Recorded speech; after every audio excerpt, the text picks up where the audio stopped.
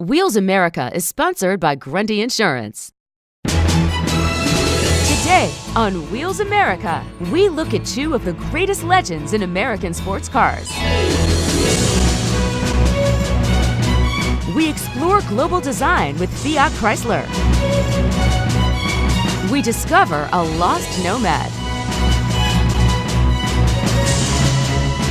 And we'll take a look at more of the greatest cars ever made on Wheels America. We're here at the Concours d'Elegance talking with Mark Hyman here. Mark, you've got a 1913 Rolls-Royce Silver Ghost. A lot of history behind this car. Can you give us a little bit of the backstory on that? I'd be happy to, Nicole. You know, Silver Ghosts were probably the finest automobiles ever built. And in fact, most pre-war Ghosts, and when I say pre-war, I'm talking World War I, most Ghosts were requisitioned by the British government and rebodied as tanks for World War I.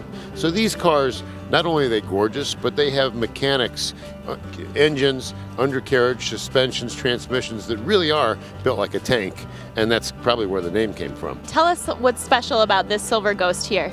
This particular car is a special car because it's an L&E chassis, which means London to Edinburgh. And these cars were built for high-speed touring. They have better suspensions, better gears, better engines. And this one, when it was rebodied, has this really, really beautiful, narrow, low-slung body. So it's a lot of fun. And it's one of my favorite cars to drive, and aside from being beautiful. Do you have other cars in your collection, Mark? I love early cars. You know, I have a 31 Bentley, and I like really old cars. I like Ferraris, and I like late model stuff that goes fast. This car I love because not only is it gorgeous, but when you drive it, you think, how could a car that was built in 1913 stop this well, be this powerful, handle this well, and be this sophisticated? So, you know, when I drive it, I realize how incredibly special it is and how lucky I am to own it. Well, great. Thanks for taking the time to chat with us, Mark. We've got a beautiful 1988 Pontiac GTA. I'm talking with Kimberly about her car. Kimberly, what can you tell me about this vehicle? This is a 1988 Pontiac Trans Am GTA. They were produced from 87 to 92. So it's kind of a rarity to see these cars, you know, looking like this. And I've had this car about 3 years now. Kimberly, I was taking a look earlier and I noticed you have a 350 TPI under the hood. Yes, that's correct. Yes, it's all original with the car, and it's running great. It's got 88,000 miles on it, and she's still ticking, and I wouldn't change out the motor for anything. Why were you drawn to the GTA? Well, I've always been a Knight Rider fan. The Knight Rider came out when I was 5 years old, and I've always wanted a kit. GTAs were known to be ahead of their time in some of the special features with the steering wheel and some of the program buttons. What can you tell us about your vehicle specifically? Well, it does. It has the buttons on the steering wheel, the cruise control, the radio controls. You can, the up and down with the volumes, tune your radio stations. That was a big thing, I guess, back then in '88 through the '80s, and which is now standard on all cars, but the buttons are great. Give us an idea of what you've done to the car. Well, pretty much the car was like this when I got it, so it's just a few mechanical things that I've had, just some fuel issues that I've had to do. You know, the fuel pump, a couple injectors were leaking, but body-wise and everything else, I really haven't had to do anything, just, upkeep. And did you do anything to the wheels? Yes, I did. I did have the wheels restored because I had polish that was coming off and some curb rash, but they did a fantastic job.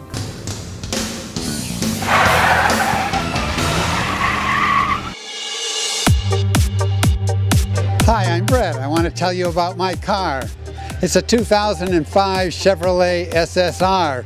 2005 because that's the first year that they had the Corvette LS2 engine in it for real significant horsepower, 400 horse. It's 1212 of the Ricochet Silver. That's the base car that this started out being in 2005 out of the total production run of a little over 24,000 cars.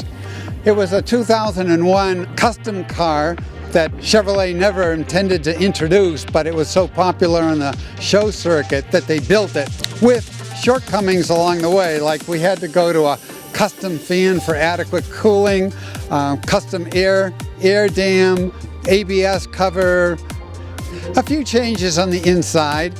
Of course, the boring black leather is gone, and instead we have catskin, blue accented leather seats, the custom chrome seat levers, the SSR covers for the door handles.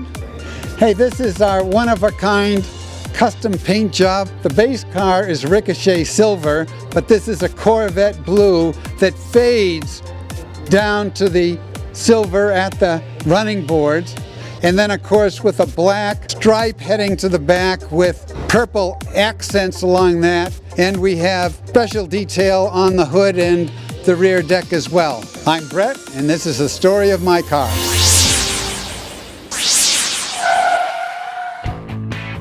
The automotive industry has been viewed as a male-dominated club for many years. But as car popularity increased, manufacturers were always searching for new markets for their products. By the 1950s, suburban sprawl began across the U.S. and families became two-car households. This helped General Motors recognize a new and growing demographic of car buyers, namely women. Harley Earl, then vice president of GM's styling section, created a team of female designers known as GM's Damsels of Design. Although mostly limited to interior design work, these women developed innovations that are still with us today. Which of these innovations was created by the Damsels of Design? Was it retractable seatbelts, passenger armrests, power windows, or reclining seats? We'll have the answer when Wheels America comes roaring back. Car guys love a fast car. I'm Sam Grundy. At Grundy Insurance, we'll get your quote done super fast. It's quick, easy, and it'll save you money. With Grundy, you get agreed value, zero deductible, unlimited mileage, and no depreciation. Call us now or visit us at Grundy.com. You'll be amazed at how fast we can get you rolling.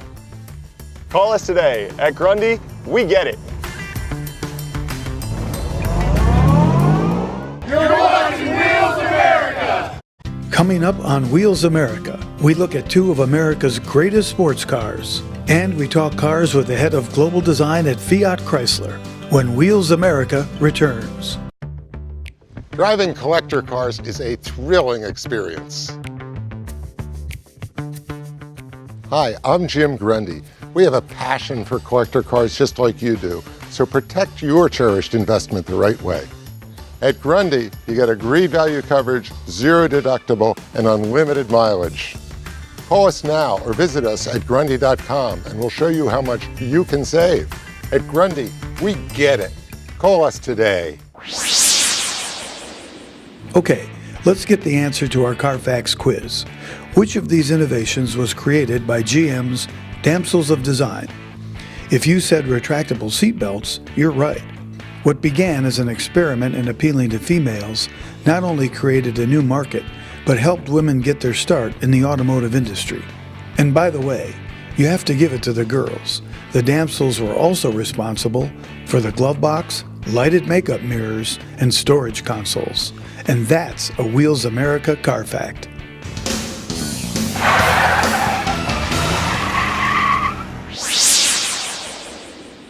We're here at the Concours d'Elegance chatting with Ralph Gilles, the head of design at FCA. Ralph, tell us more about the automobile culture here. Is it more about aesthetic for you or speed? That's a really difficult question, Nicole. I think it's both. I mean, I've had like race cars that aren't pretty, but the ones that again stand the test of time. And usually form follows function. You know, when you design something that has science in it, your mind kind of tries to reverse engineer. What were they thinking when they designed that detail in a car? So it's more meaningful. So I think race cars can be beautiful and should be beautiful. Everything we do should be pretty cool looking. Who has the best form in the show? Oh wow, that's a very hard question. I think it depends on the era. I think in the late 50s and 60s, the Italians pretty much had it covered, and I think then the Americans, the rocket age cars were amazing with the wings, you know, the Cadillacs and the old 300 Chryslers. And today, I think some of the sheer shapes are really cool. So there's treasure in every year. You know. Ralph, we've been to a lot of different shows all around the country. Each one has kind of a different theme. This one seems to be much more based on the classic automobile. Do you get a lot of inspiration at shows like these for your upcoming designs? Absolutely. I always see something like I've never seen before. But the part I love the best is when, we hear about millennials don't care about cars, and that's so not true. I'm finding more and more young people are coming to these shows, and for them it's all new again. Just like how vinyl records are coming back, and they see these cars and go, well, they want to learn about them. So I kind of eavesdrop. I'm walking around, I'm listening in and hearing their commentary, and it's exciting to me to see that there's still something that transcends time. It's passion, it rekindles that passion in people. So when I go back to work, yes, I try to make sure whatever we do is relevant to them. Great. Well, thanks so much for taking the time to talk with us, Ralph. We have a classic American sports car, 1964.5 Ford Mustang, and I'm here with Brian, who's going to give us the backstory. Correct. It's a 1964.5 Mustang. My wife and I purchased this about 6 years ago. The 64.5 is the beginning of the Mustangs. It was a short run. They weren't sure how well it would be received, but it turned out to be such a hit that they shut it down and started the 65s early. Can you tell us some of the differences between a 64.5 and a 65? How would I know? Sure, Aaron. So the hood has a roll right here that was not present on the 65. This was only on the 64.5. And then down here on the grille, they have a bezel right here. It's beveled slightly, so this can clear. Little roll right here. Also on the 64.5, the horns inside are a larger horn located one on each side. In the 65 model, they went to a smaller horn and moved them out to the front. I see you have a 289.8. Is that original equipment? That's correct. So the 64.5 came with a couple different engine options. This was one of them, which is a 289, 210 horse motor.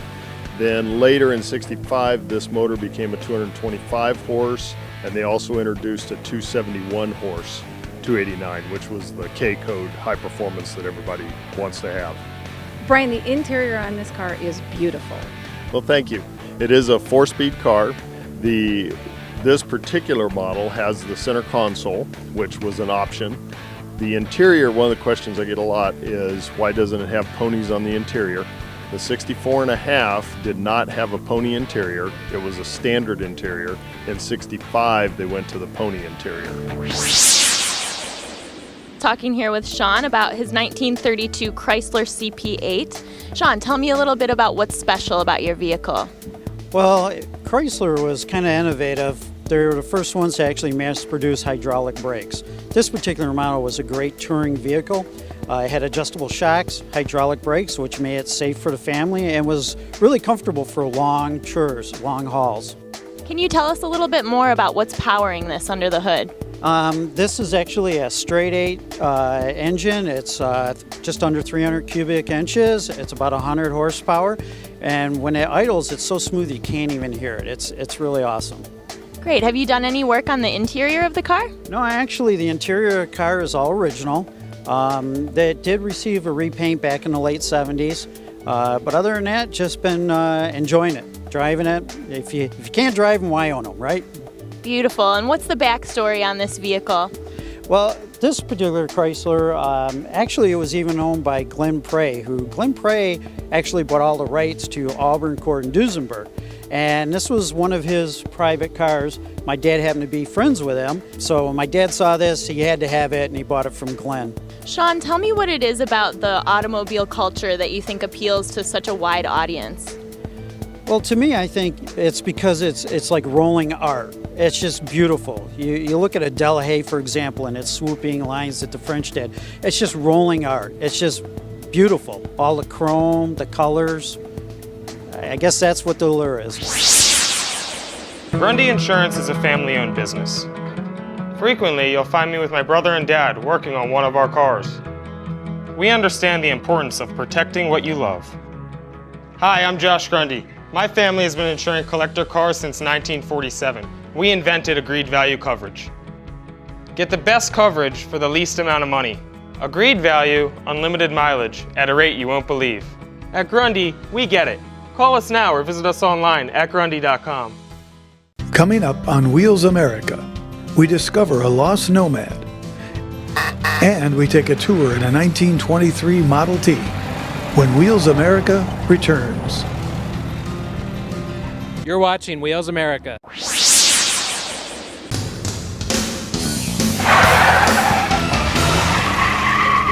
I'm talking talking with Jim, and he has a classic 1963 split-window Chevy Corvette. Jim, this is your dream car, right? And a dream came true, so now we have it in our garage. And the reason I got away with this one because it's an automatic, which is rare for these 63s, only 2,000 made, and that way my wife could drive it. So when I asked her very nicely, she said, of course you can, because it's an automatic. Jim, what do you have under the hood that's powering this? This car is equipped with a 327 motor, 250 horsepower motor. That was one of the options in those days. So she gets up and goes just enough to run like a Corvette. I know the split window is unique. They only made those for 1 year, but can you tell me why? The reason why everybody complained in 1963 they couldn't see out their rear view mirror. And it's very true. When you drive it, it's right in your rear view mirror. In 64, they removed the split window and put a solid glass all the way through there, so you didn't have that problem anymore. I noticed you had a wood steering wheel in the interior. That was also an option on the 1963. I think there's only a couple hundred, maybe 200 or 300 with that option.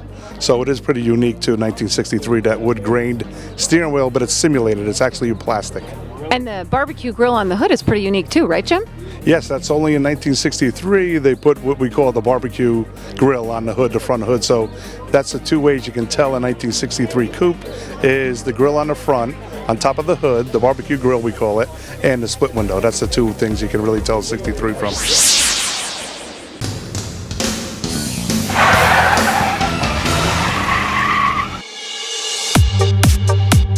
I'm Luana, and I want to tell you about my car. She's a 1923 Model T Ford Touring, and she's yellow and black, which is very different from what Mr. Ford wanted. He always wanted to paint your car whatever color you wanted, so long as it was black. I also have underneath the hood a stock Model T Ford engine. She has pop-up pistons and a driver cam. In addition to that, she's got a 2-speed rear end, so a Ruxel. She also has a hydraulic overdrive. So when we're going down the road, Lemon Tea and I can go about 45 to 55 miles an hour depending on what traffic's like. And even though she has a crank on the front, we have a push-button start inside. I drive her all the time. I'm Luana, that's Lemon Tea, and that's the story of my car.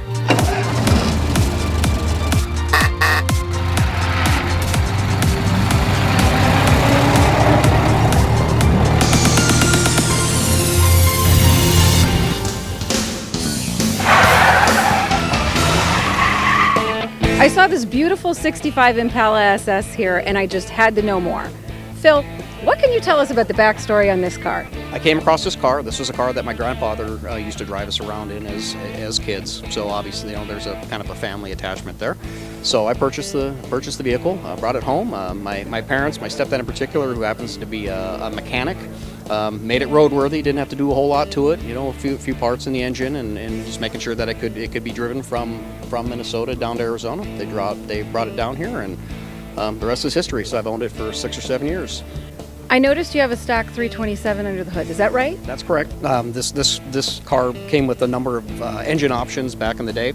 This is a 300 horse 327. Stock, 90,000 miles, still runs well, doesn't blow any smoke. Do you drive it every day? I don't. So I have a number of cars. I'm a car guy. I have cars, this one, and newer vehicles. So I predominantly drive this to car shows. I drive it to work from time to time and drive around the neighborhood. But for the most part, I just enjoy having it. Phil, what can you tell us about the interior and maybe any special equipment that might be on the inside of the vehicle? Okay. The interior is probably one of my favorite parts of the car, simply because it's stock. So if you look at the seats, you look at the dash, aside from replacing the radio, everything's original. It's 1965, and do the math, it's over 50 years old. And aside from a little bit of cleaning, it's holding up well. There's a manifold vacuum gauge, which most people on the planet wouldn't know what that is. Apparently it's there to give you an idea as to what kind of gas mileage you're getting out of the car, which is pretty much terrible all the time, so I'm not sure why it really matters. And the second thing that I really like special equipment is it has a 2-speed power glide. So it shifts once, and you're driving, and you're used to driving your newer cars, and you're waiting for it to shift, and that shift never occurs. So it's interesting that it's just 2 speeds. The iconic Chevrolet El Camino is a coupe utility pickup that had production runs from 1959 to 1960 and from 1964 to 1987. It was considered a combo vehicle. The front half gave the driver the comfort and luxury of a sedan, while the back half provided the toughness and hauling capability of a pickup truck. It was introduced in response to the success of the Ford Ranchero pickup in 1957. But you might be surprised to find out where the idea for the classic originated. The concept for a combo vehicle had its beginnings down under in Australia in 1932. That's when a farmer in rural Victoria reached out to Ford Australia, asking them to build a car that could take his wife to church on Sunday, but be ready to take his pigs to market on Monday. That led to the introduction of the coupe utility vehicle, which the Aussies had a special nickname for. Can you pick the right answer? Was it the Super Cooper, the Combo Coupe, the Ute, or the Kangaroo Chaser? We'll have the answer when Wheels America returns. These are some beautiful cars. Hi, I'm Jim Grundy. We love classic cars as much as you do. That's why we tailor your policy for the way you drive. A Grundy policy covers you for 100% of the agreed value, unlimited mileage, 0 deductible, and no depreciation. Call us now or visit us at Grundy.com and we'll quickly show you how much you can save. At Grundy, we get it. Call us today. Okay, let's get the answer to our Carfax quiz. What name did the Aussies give to the coupe utility pickup? If you said the Ute, you're right. Although Henry Ford also had a nickname for it. He called it the Kangaroo Chaser. And that's a Wheels America car fact.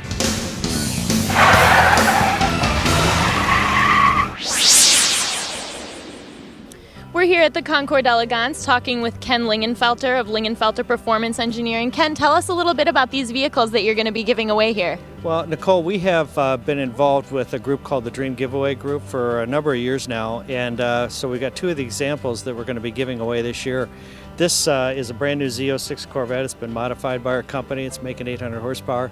This car will be given away along with a 63 split window Corvette, and along with some money to pay the taxes, so you don't have to sell the car after you get the prizes. So, and then right next to it is a Camaro also, Z01 Camaro that we've got. In that car, we're giving away with a 67 Camaro.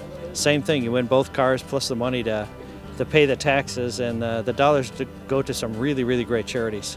And you're a collector yourself, I understand? You know, we are. I've been collecting cars for about 25 years. You know, I collect what I like. The collection is basically 30% muscle cars. That's the time when I was a teenager growing up. 30% exotics. I just love exotic cars. And then we've built some pretty famous cars over the years in our company, Lingenfelter Performance. So we use the collection solely for charity. Its mission has been charity work from the beginning.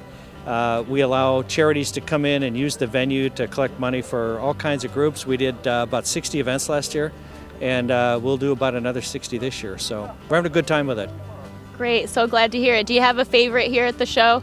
Boy, this is a great show, and I think there's a lot of my favorites here, and I'm probably going to go back and put a few more cars on my list to try and add to the collection after looking at cars here today. This is a passion that is hard to describe, but you just can't get enough of it.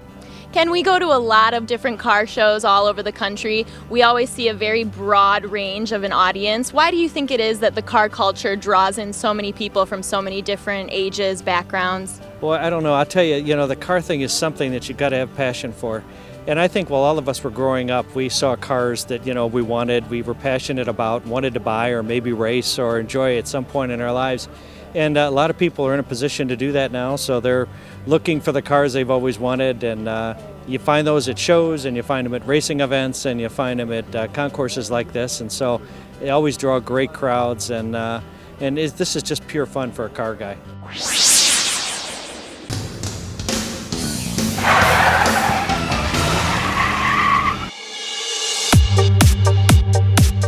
Hi, I'm Rich, and I'm going to tell you about my car. This is a 1956 Chevrolet Nomad. It started out as we pulled it out of the back of a man's house, and we had to get a bulldozer to pull it out. We only kept the VIN and the top. So we started out with a Jim Myers racing 4-link frame. We have a 9-inch rear end, a 572, which was actually a ZZ620 with about 650 horsepower. We then put fuel injection on it, and the horsepower is now adequate. It's probably someplace between 700 and 800 horsepower. We have Budnick wheels on it. We have vintage air. We have classic instrument gauges on it. The top, as you can see, the hood tilts up, tilts forward, and all the plumbing inside is custom. It's a very nice car. It's a one only car. You'll never see another one like it. It's taken us over 10 years to build. The paint job, it's a brandy wine and tuxedo silver. The interior is done by Finish Line in California by Byron Roebuck, who's one of the top upholsterers in the country. I'm Rich, and that's the story of my car.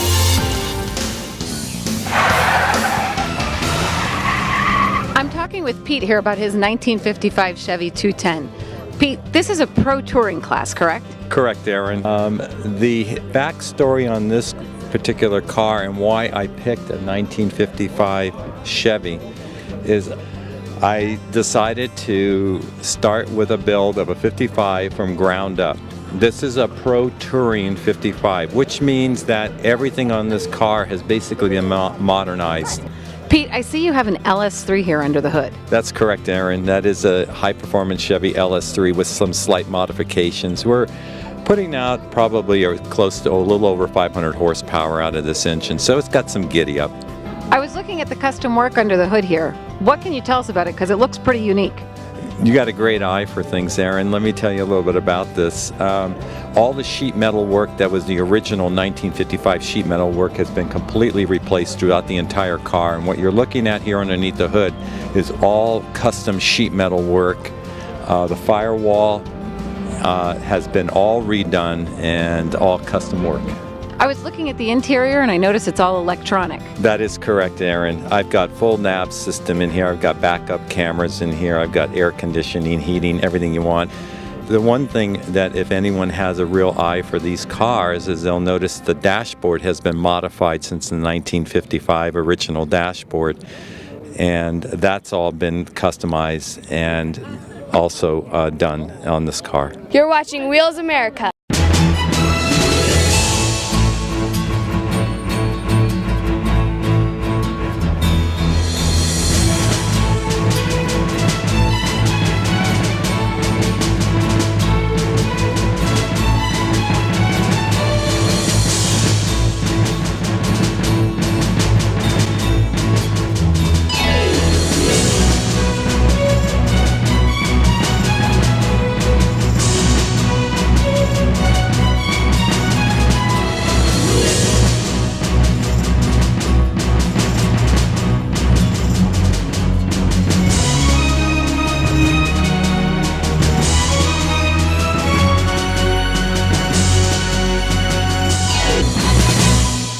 Wheels America is sponsored by Grundy Insurance. Send us information about your car show. You might be on Wheels America. And be sure to subscribe to our YouTube channel.